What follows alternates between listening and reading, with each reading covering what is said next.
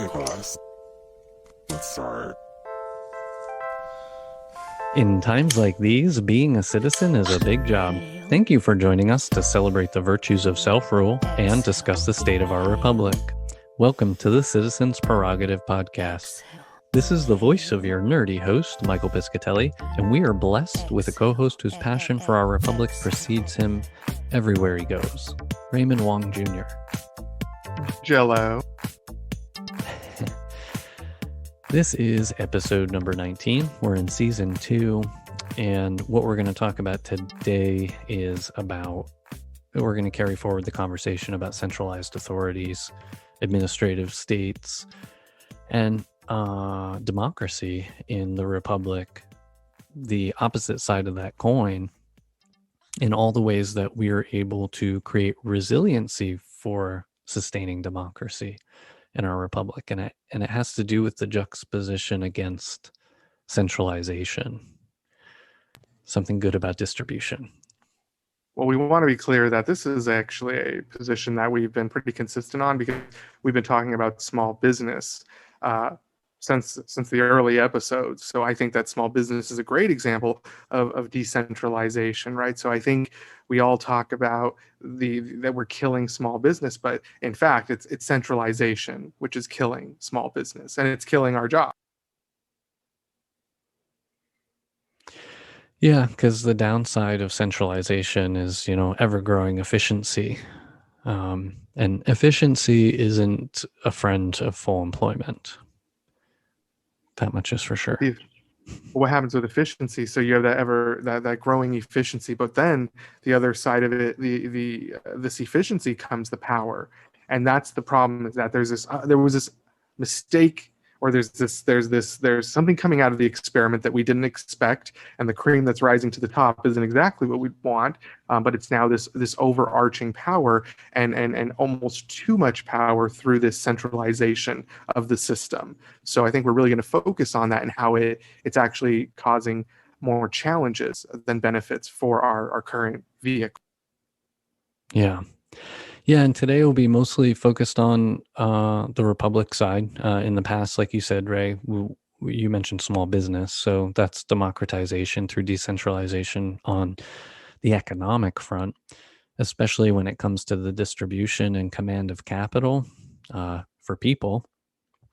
But this time, we're going to focus more on the administrative side and look at the Republic. And the biggest, most blaring, risky area of centralization that's occurred in modern history for our system of governance is the executive branch, right? Everything from the president down, all the armed services and, military operations across the entire country, as well as justice system, all components of that.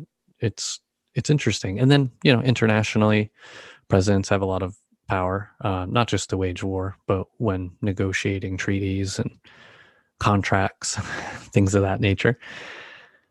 And then, you see how it can extend down and cause some problems for us here down on the ground when that centralized authority is abused.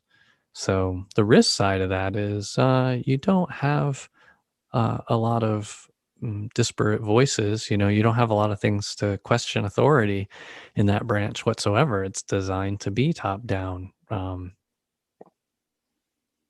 then at a local level, right? This is where we're supposed to be conducting things like voting.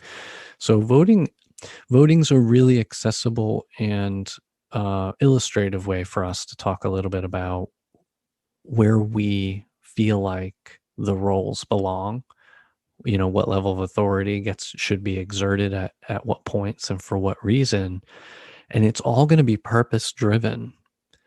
It has to be, if something's going to be efficient, it's going to be efficient for a purpose. In economics, efficiency, the purpose of that is, to ever increase your returns for, the minimum amount of assets that are required or whatnot, or the minimum amount of cost. And so in our system, we have to have government is very different. Government is not economics, it is not business, and there's a purpose and a reason for all of that. So we'll keep that clearly in the crosshairs for any argument, opposed to something or in support of it. So from an executive branch perspective, let's just say we've mentioned it on multiple occasions.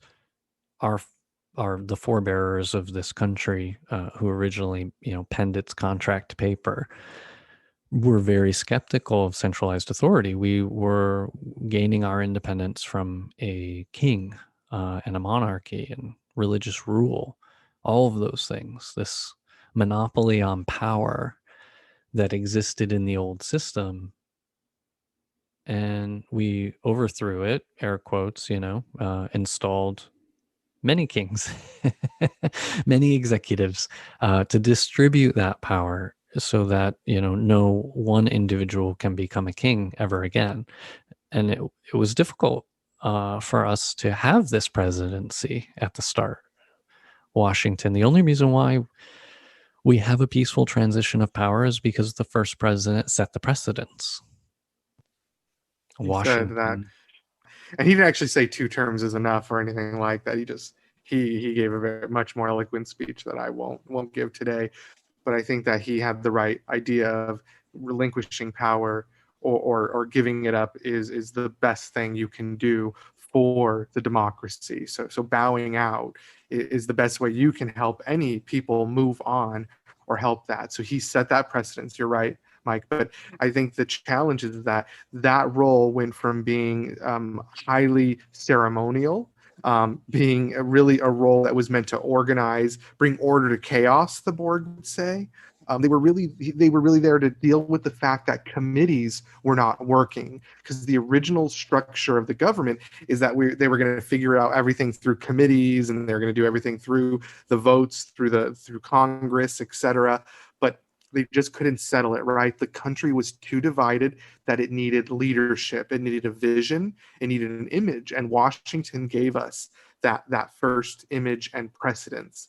Now, the challenge is that as time has gone on, they've perverted the power, right? So just like religion's been taken hold of, that executive branch, there has been major incidents throughout our history.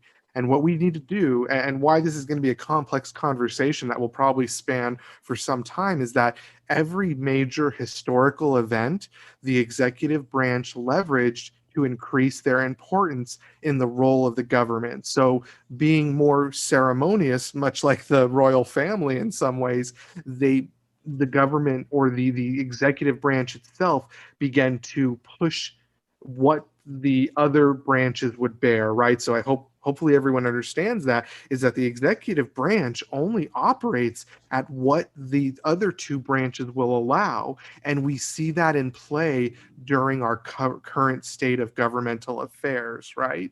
So looking at the way things have gone, again, the executive branch is an evolution of major events. When a great war happened, they took great executive powers. When 9/11 happened, great executive powers, and practices of mass consolidation or decentralization occurred. So understand that Mike and I are pulling from a deep well, and we're not going to be able to cover it all today, but understand the executive branch itself is an exercise in continuous centralization when we needed leadership. We didn't need them to catch it and keep it. We needed them to catch and release like a good leader does. You develop your people.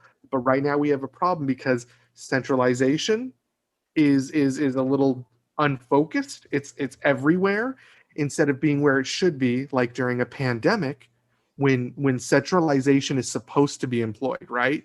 It's the only time the government should be fully in our faces, is when we have a major incident which is affecting the entire world and or nation. But because we're so busy being centralized on everyone's life, including women's vaginas, they're too busy. The government's too busy focusing on everything else except for the pandemic. We're going to pause there because we're having some technical difficulties. Is it digitization? It's digitization. Let's stop record.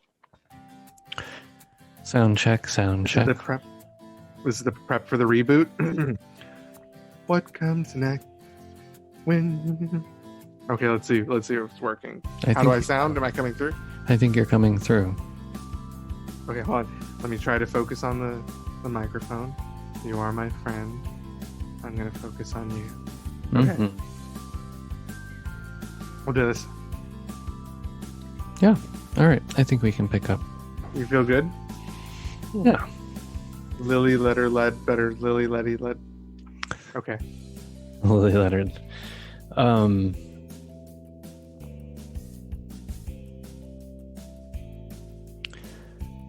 So coming off the heels of a little interruption for technical difficulties, we were talking about the beauty of George Washington handing over the reins of power at the end of his presidency, setting that precedence right at the beginning for how this new republic would function with a peaceful transition of power.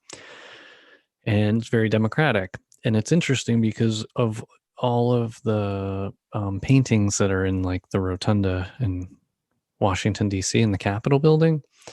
There is one in particular, the only one of Washington really, is him handing over, symbolically handing over power back to the people, back to Congress. Because back in the day, Congress is who selected the president. So we wouldn't even have a moment of symbolism like that today in the way we've implemented more democracy in the republic since then. But the symbolism is still very true, and we had a good taste of what a transition of power might be like if it wasn't completely peaceful. So, if there's ever a silver lining to any series of events, it's because it, shows us some truths that we need to reckon with. And that the system is always tested and the work is never done. And we hearken back to the very wisely selected words of, to create a more perfect union. So it's the admission that we have so much work. We have so much work still to do. It is true.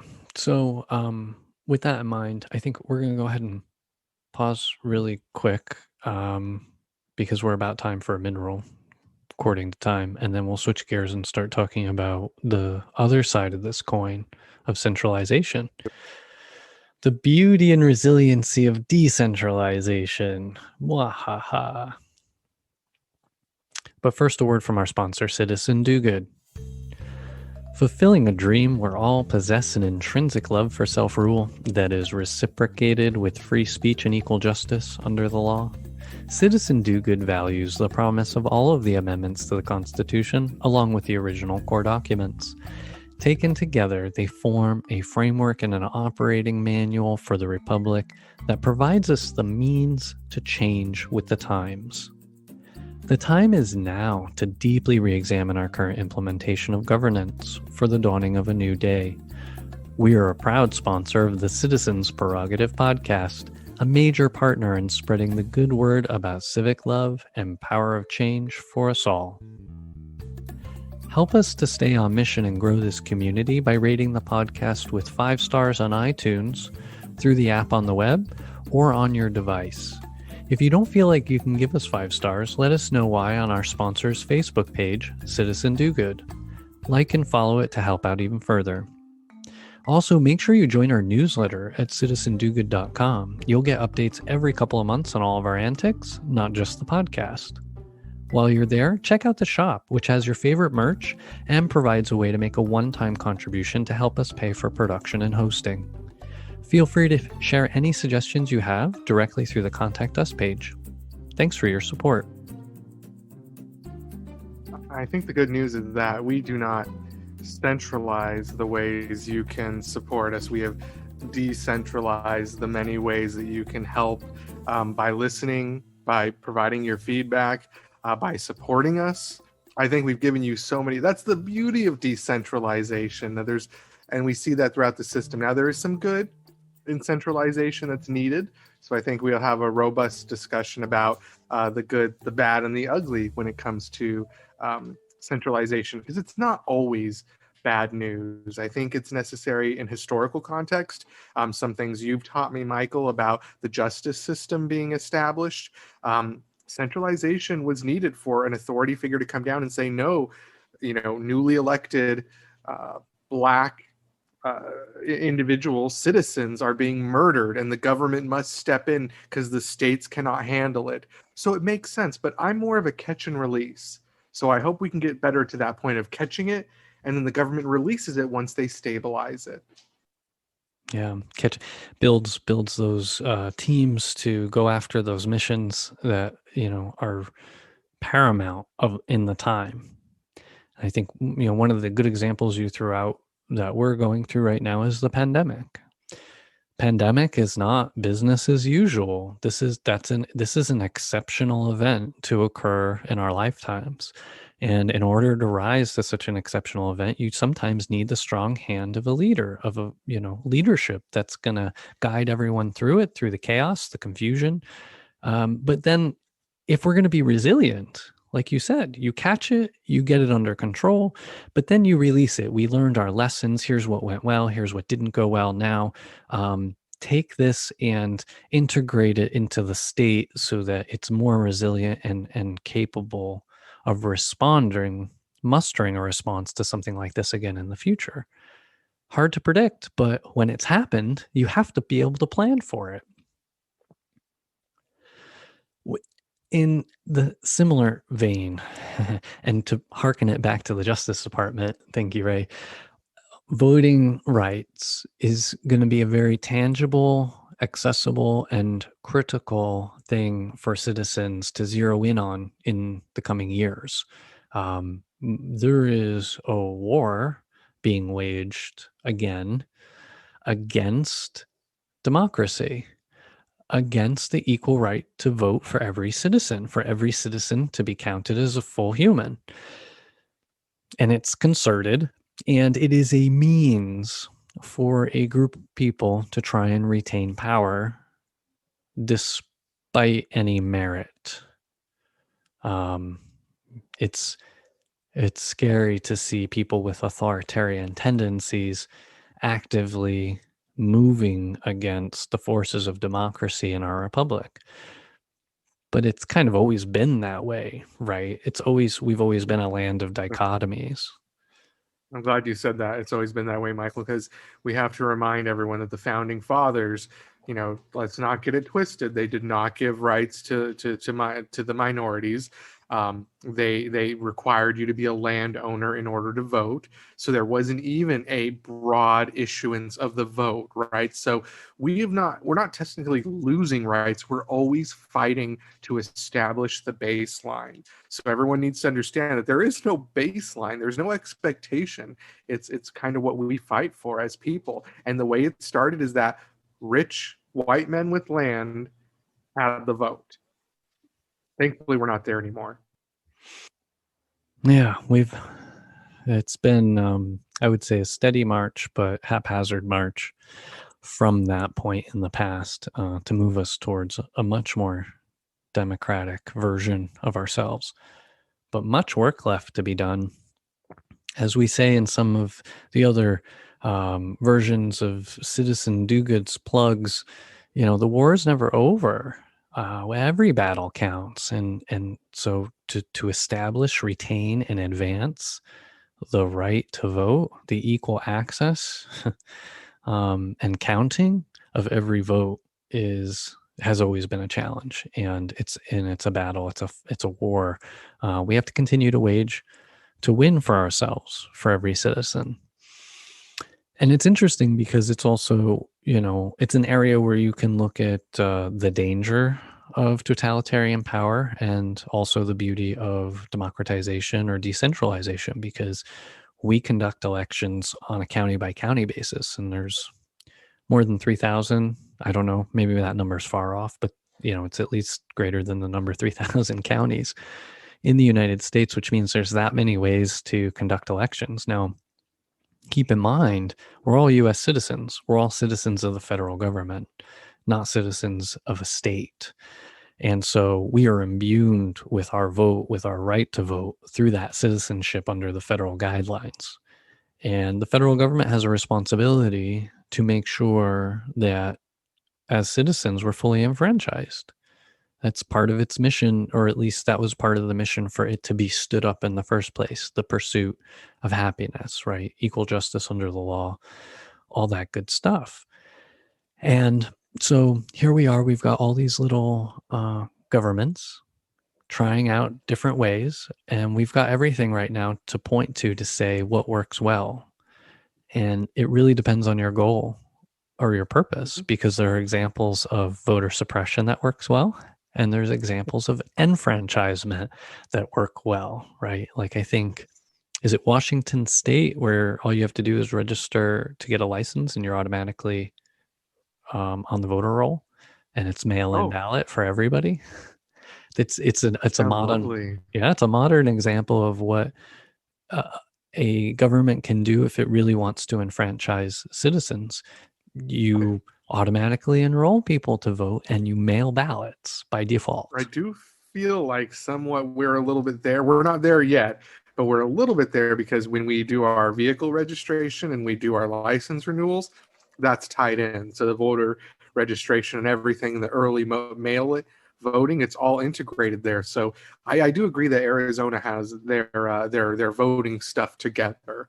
I've always felt that way, and as far as early voting, but we have some very strict voter-led initiative laws, I think, that put that in place.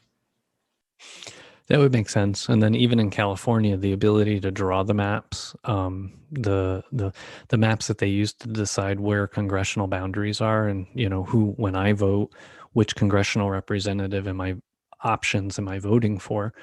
Those maps in California now are drawn by an independent committee, but that was only because of a ballot initiative. So that's the other extreme of like democratization.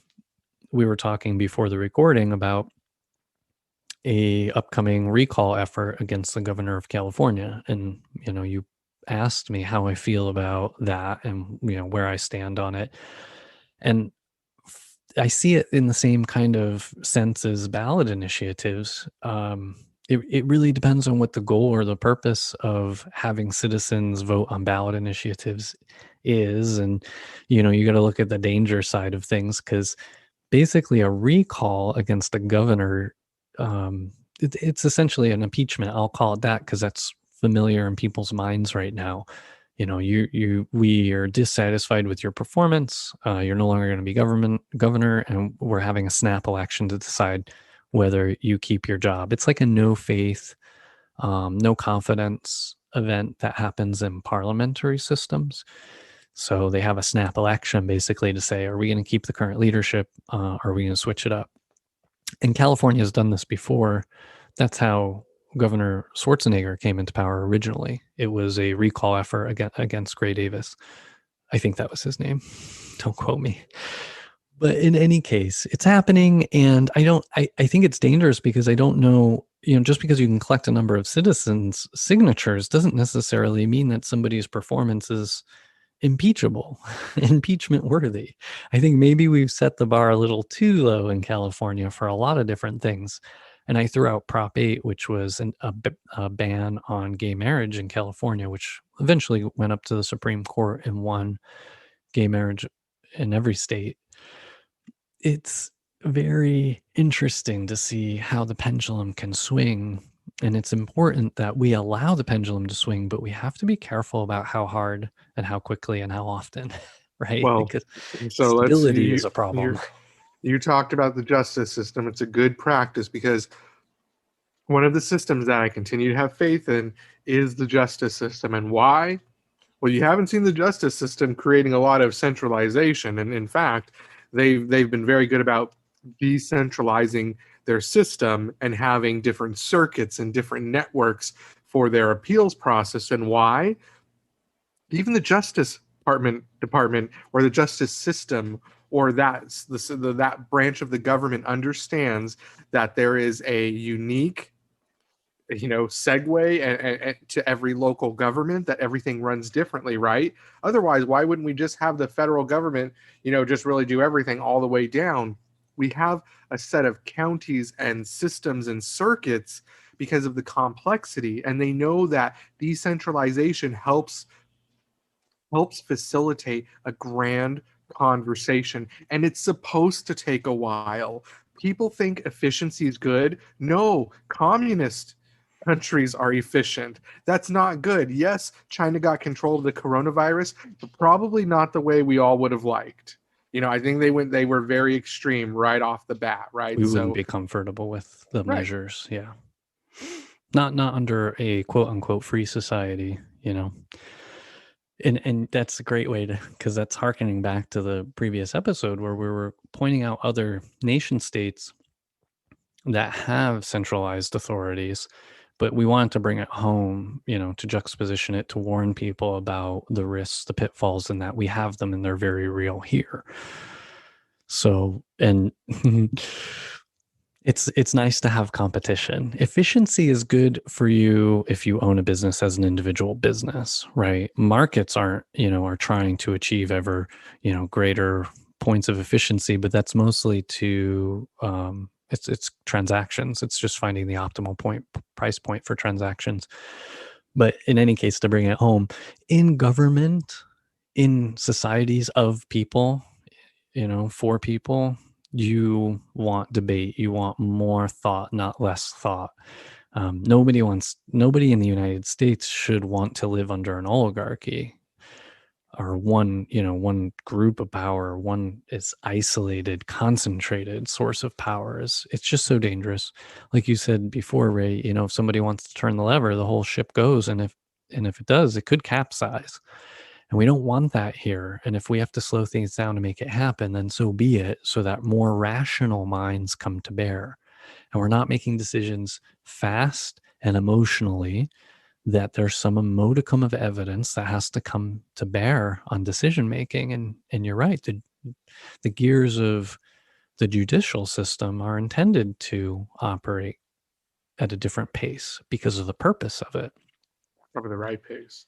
The right pace. What's right? And it what's wrong? It doesn't even work that well, right? It's trying to mitigate the worst parts of our emotional nature, and we still put innocent people away constantly. Right. It's the system they have, right? They have to deal with what the two branches are feeding them, right? Because the laws that are being created are not supporting education, development of society, and the executive branch is not sticking up for the little guy. They're supposed to be the enforcer and the reason and the leadership, and none of them are playing their role. So the judiciary is trying to survive in a sea of I don't know, bloodlust, whatever's going on the ground level there with the powers that be. So I also stress that the executive branch is that it's created its own powerful position now. It has a lot of power. It's completely subjective. There's nothing in the law or constitution that provides it the kind of sweeping power it has today. It's just that every time there was a major event, like I said earlier, they never gave it back. And we need to kind of ask and demand for that back, because the centralization is causing more bad than good, right? The states have the ability to make decisions for themselves.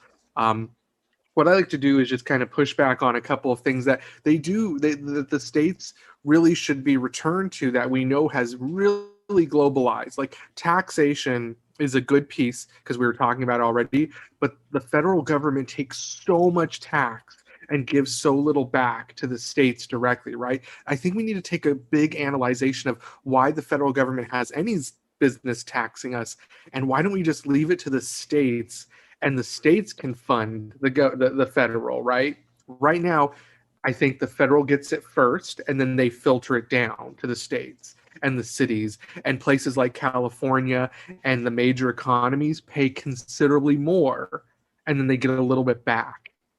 It doesn't make sense to me how that system is mutually beneficial. And California is uniquely at that fight, right? And I guess that's the point of decentralization, is that California is there to hold the flag and say, hey, meanwhile, something's not fair. And that's kind of the point for the decentralization is. But Well, I'll also pause. also resiliency. I think one of the, it's very difficult to throw an election in this country unless you have the judiciary involved, or the Congress involved in selecting the president, in which case, we've taken a step back from democracy in those instances. The we could talk about popular vote and whatnot. That's just specifically for the president that we have the electoral college.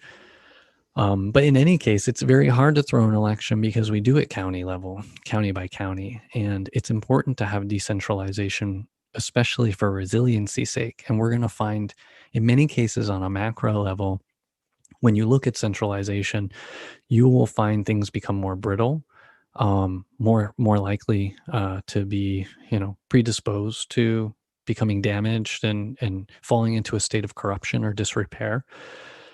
And that's why, communist states have been less than successful because of the human aspect that gets ignored, whereas our system has a lot of things that are intended to be checks and balances, ballasts, things that try to be in opposition from one another to prevent, any grossly poor decisions from being made at a large scale.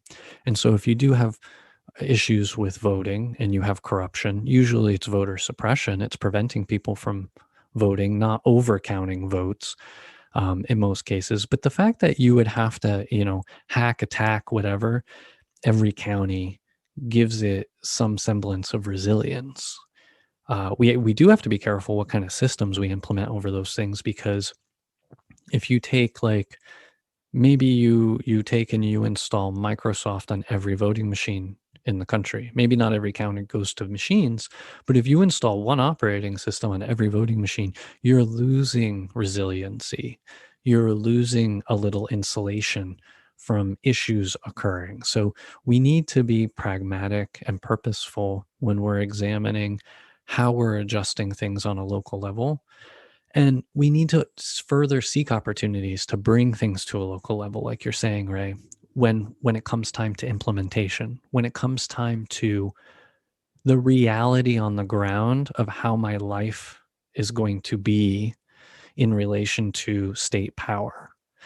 That is very local. And when we see too much involvement from the federal government down to the local level, we're losing the resiliency and the beauty of this pluralistic republic and the many layers to it that give us the opportunity to try and pursue happiness given, our environments, because the environments cross country are very different, both culturally and physically. So in any case, to be adaptable, we know our problems locally. One federal program to dam all rivers is probably a bad idea. When local areas need to decide when and where they want to use hydroelectric versus this versus that, everybody needs to be given that opportunity to have agency over their governance, over their government. And so the federal government needs to find opportunities to make citizens' lives better, but not through its own hand necessarily. So we Creating eventually partnerships. in partnerships, and eventually we'll look at taxation and policies and things like that. But if it is for the purpose of just making sure the right things are funded and that taxes are paid to fund those things, so be it. But implementation really should be local as much as possible and with oversight from a federal authority. So somebody who's looking out for the citizens to say, hey, wait a minute, we know this state over here, these states have found a lot of success in franchising people to vote. These over here have an opposite pattern, and that is not good for citizens at large. That citizens in the Northwest votes get counted more often, more frequently than citizens in the Southeast, for instance. There's It's a almost like problem there, right? And it's then like it's almost like governance. they haven't governance has not taken its role as big data. I'm sorry as I try to overrun you, but the governance is the issue that government should be, and I think we were talking a little bit about that. They should be more oversight and advise, not come in and try to do everything yourself because you can do it right because you're the big government. No, you need to see what's happening in the incubators of democracy. Every state is an incubator of democracy. And that's where you come in as a federal government. You say, okay, best practices. You know, too many of your babies are dying, and we know how to take care of it because in the Northwest they have this wonderful thing called modern medicine. And so as things go on, you try to encourage the states to improve their citizens' lives because that's your job as a government, right? But I don't think we even do anything like that. The government has the data, but I don't know what they're doing with it. They're funding or they're doing barrel projects that they think will feed the need, right? But Hmm. in actuality, they should be funding, the states should be taking care of themselves, and the government should be kind of, again, giving that oversight. And I want to stress that centralization is a challenge, and we're seeing an experiment in centralization in our government and in our overall society. I hope that Walmart and Amazon have been the experiment of the grandest centralization experiment we've seen, and we're about done with it, right? I really hope we're going to go back to small business. And I'm not saying Amazon needs to be broken up, but Amazon needs to break itself up and get back to investing in communities the right way, with brick and mortar, with localization, because centralization is not showing any good results. It's only showing good results for the people at the top. With unions forming and everyone getting in a huff, how can you say that it's working? Centralization works Yeah, or and anything. again, it goes back to a purpose or a point, and I always think of it like, well, someone who owns a business has a right to see that that business is run a certain way. But outside of that, I don't see this command control authority system as being compatible with freedom, um, and self-governance and things like that. So we have to be using it very judiciously as a tool that belongs to solve specific problems, purpose-based, and then even step in an emergency and then learn and hand things back and say, okay, well, now each of you, local governments or whatnot, can build this into your resiliency plans or whatnot. Think about the electrical grid. So Texas was the most recent one in the news. The Northeast, New York was in the news prior to that, years before that, not just because of Hurricane Sandy, but there was a massive blackout there in New York way back in the day in the 50s. There's a stage play or something about that, but then also recently. And so our grid, our massive one size, one massive grid fits all philosophy from industrialized age doesn't work anymore. It's not resilient. It's not going to serve us into the future. And our infrastructure is a critical point of weakness that we haven't had to address because we've never executed war on our soil since the Civil War. So, we've never really, I mean, the military knows what China, Russia, and others know, where to hit us, where to knock out our knees. So, I mean, I'm taking it to a strategic point of view. We need resiliency on a local level, and it's not just everybody needs to have guns. And if the answer is everybody needs to have guns, then everybody needs to get trained. I don't know that that's actually a requirement. I think that's kind of like state by state. Oh But yeah. right? Some places maybe you get it at birth. It's like, here's your birth certificate and your Glock. I don't know. But Like my first bullet. my first bullet, yeah, like we have a little shoes or a teacup or something. Yeah. There's like a Like little like a bronzed gun, like a little baby Glock. a baby Glock. Oh, America. Anyway, all joking aside, there's a point in time for centralization, but it's not compatible at large with the systems we prefer to have in this country. But that we shouldn't just ignore that. And we have to be, the reason why we were picking on the federal government, at least specifically the executive branch, where the president resides, is because it's more powerful than it's ever been and it's riskier than it's ever been. I The mean, best example of centralization. Like, go look at its history. We're not saying it's wrong, but where's the catch and release? Centralization is good as long as you don't have a madman at the helm. yeah. That's the issue, is that, and again, this is all subjective power that the executive branch has taken. So that's what I'm saying is, like, then you get one person who's just lies out of their teeth, and then you have a near coup. So the question is, where is too much? Where's too much centralization? Where's too much power in administrative heads? And this is the true for your school boards, right? Why are the administrators paid six figures always? Because I remember when I looked at the education stream for my career, they said, oh, it's great. Once you get in and you get tenure and you get into administrative roles, it pays well. There's something wrong there, right? The administrators are paid well. Yeah, we need that. Education's a whole other area for us to re-examine. And I would say, again, back to a silver lining, if there is one around the pandemic, it's forcing us to re-examine all of these old, very old ways of doing things, and very old meaning in our times today, at the rate of change that we experience, our culture is not keeping pace with technology. And And it's it's a huge actually risk. challenging though, right? It's actually challenging one of the oldest centralizations we've ever had, which is the centralization of your workforce. When lords and managers now have control and complete control of their workforce, it used to be their whole life, but now it's 8 hours a day, right? You are subject to that environment. You're subject to the people around you, and you're subject to whatever the company will give you during those 8 hours. And the game is changing.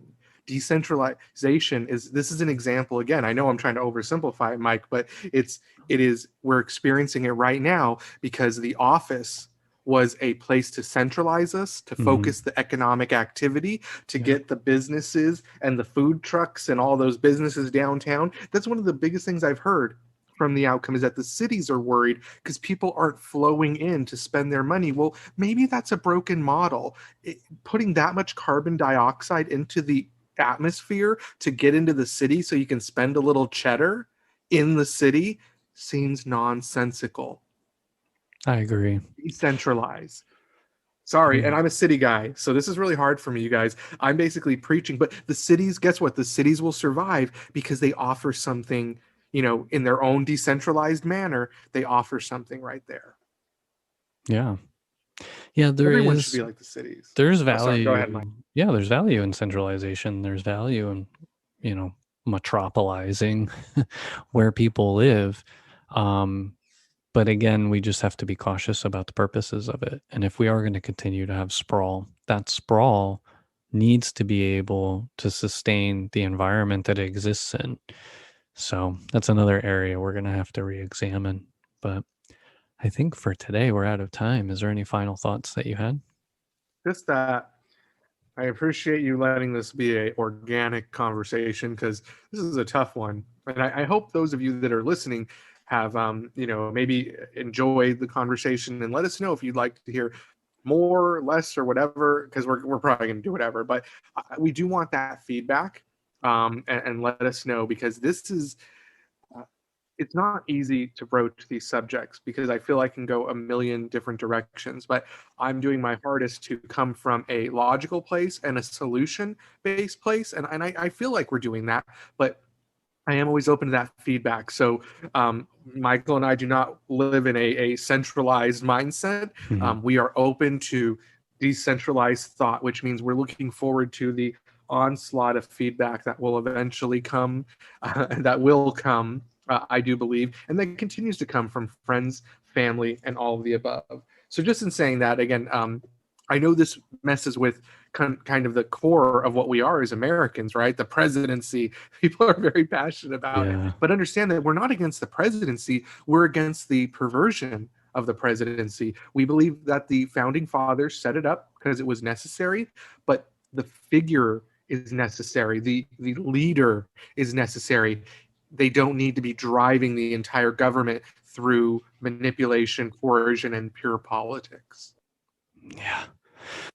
Amen. And then that puts the onus on us as citizens to not show up just when the president is on the ballot, but to show up for all of our elections, to be conscious and aware of who you're choosing to move where you live forward into whatever's next. And look at Congress. Okay, Congress needs to take its power back, but it won't take its power back unless we elect people who understand what that power is. Again, onus is back on us to elect those individuals. So with that, I'm sure we'll remind you all again when the next set of national lunches is coming. But in each local level, you need to be aware at the county level. So find out what county you live in, go to their website, figure out what's going on, make sure you're registered to vote. Otherwise, I think that'll do us all for now. We've been your hosts. Thank you to Mr. Raymond Wong Jr. And thank you, Mr. Piscatelli. It's truly been administratively responsible. It's been something, that's for sure. For information on this and other episodes, head over to citizendogood.com and click on podcast. While you're there, hit up our Contact Us page and leave a comment. We'd love to hear from the community. We'd like to give special thanks to you, our listeners. We save the best for last. You are the best. You have been for years, and we thank you for your support. We know it can be painful, and we love you. Intro music sampled from OK Class by Ozzy Jock under Creative Commons license through freemusicarchive.org. Other music provided royalty-free through Fislian Studios, Inc.